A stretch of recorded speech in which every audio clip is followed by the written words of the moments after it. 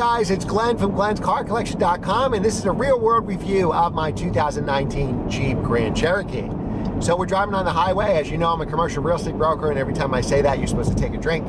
And I have two showings today, one in Edison, New Jersey, one in Maplewood. I'm going in between the two showings. If you're a real estate broker, every time you have two showings in one day, they're always at the exact same time. So I got to get to the next showing. So I figured this would be a good time to show you what this car is like in the real world. A lot of things I like about this car, some things I don't like. We leased this car. This is probably our fourth Jeep Grand Cherokee. The last two were leases. We had a 2014 Jeep Grand Cherokee Limited, which we liked so much when the lease was up after 39 months, we bought it out.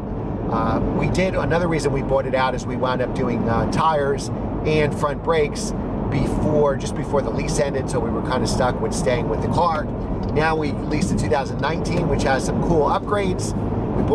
We leased it new in 2019. Much better infotainment system, much better backup camera. Now you have Apple CarPlay, though you do have to plug it in with USB. So there's a lot of things to like about this car. What I like about it most is its versatility. So this can be my commuting car because it's comfortable. It could be my real estate car because it's roomy. It could be my family car because it's roomy. You can easily fit 5 passengers in the car. Maintenance is minimal. It's oil changes and minor maintenance.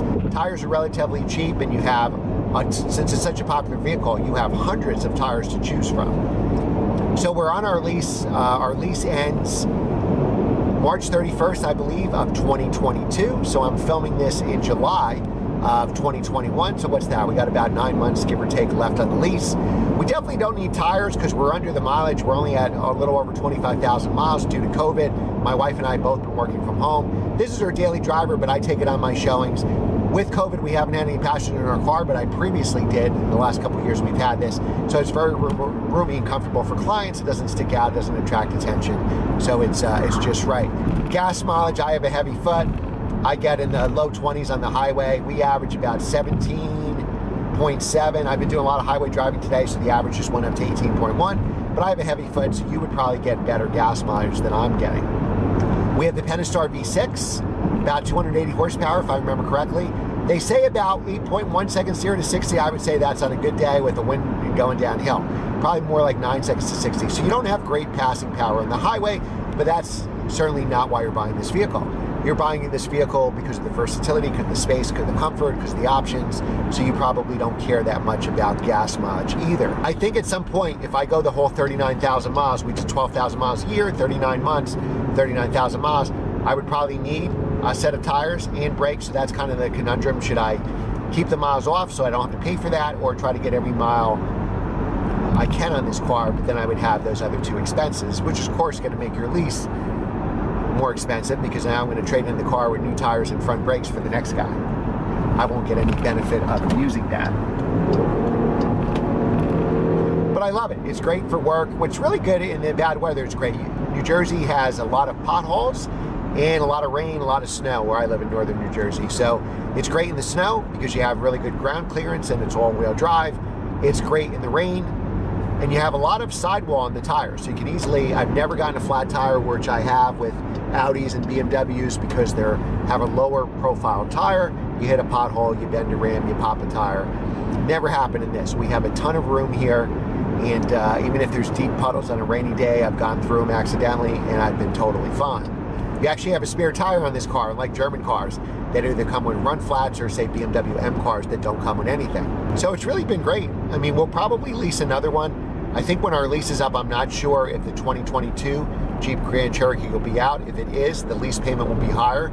To go over this lease payment, this car was actually cheaper to lease than our 2014 model. 2014, I guess it was still newer, that the lease prices were higher. That was 39 months at 12,000 miles a year, so 39,000 total miles.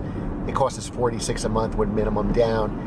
This one only cost us $411 a month with minimum down. And this is, they were both Jeep Grand Cherokee Limiteds. This has the Lux 2 package, which gives you, I believe, cooled seats, heated seats in the rear as well as the front, and a couple other niceties.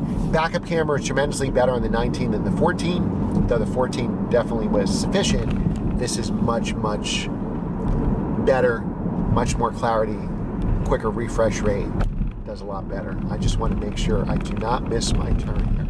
So that's my review of the Jeep Grand Cherokee. It's been great. Stay tuned to see if we have do anything with tires and brakes. But so far, it's been an excellent vehicle. All right, guys, remember to like, share, and subscribe. I'll be back with another update. Check out my 2014 vehicle, Jeep Grand Cherokee. We did a 5-year, 60,000 mile review because we had bought that out after the lease. That was probably a mistake since we had to put money into it and then it wound up needing a lot of repairs. But so far, this one has been really perfect.